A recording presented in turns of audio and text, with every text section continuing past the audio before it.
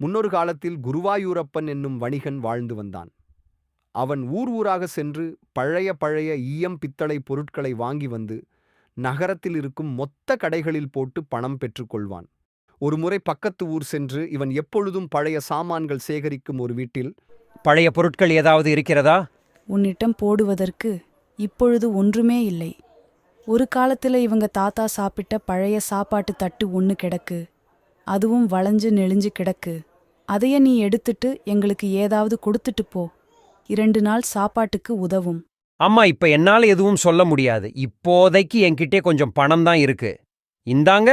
தம்பி, எனக்கு இந்த பணமே அதிகம். ரொம்ப நன்றி. குருவாயூரப்பன் எதுவும் பேசாமல் நகரத்துக்கு விரைந்தான்.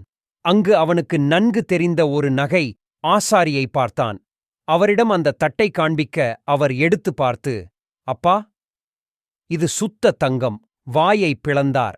இருவரும் அங்கிருந்த பெரிய நகை கடைக்கு சென்று இதனை காண்பித்து அந்த குடும்பத்து விவரத்தையும் சொன்னான் குருவாயூரப்பன். உடனே நகை கடைக்காரர் அந்த பெண்ணை கூட்டி வர சொன்னாரு. வாகன வசதியும் கொடுத்தாரு. குருவாயூரப்பன் விரைந்து சென்று அந்த பெண்ணை கூட்டி வந்தான்.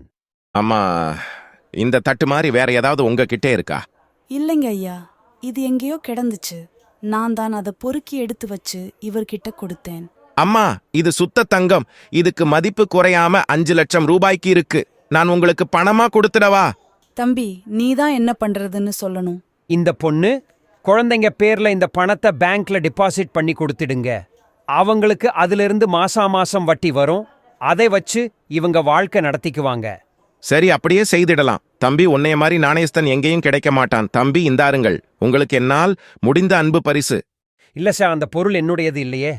நான் கொடுத்தது பொருளுக்கு இல்ல, உண்ட நாணயத்துக்கு.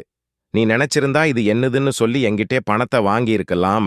ஆனா அந்த குடும்பத்தை கூட்டிக்கிட்டு வந்து அவங்களுக்கு ஒரு வருமானத்துக்கு வழியும் காண்பிச்சிருக்கியே, அதுக்குத்தான். ரொம்ப நன்றி சார். குட்டீஸ் குருவாயூரப்பன் ஏழை வணிகனாயிருந்தாலும் நாணயஸ்தனாயிருந்ததால் அவனுக்கு புகழும் பெருமையும் செல்வமும் கிடைத்ததல்லவா?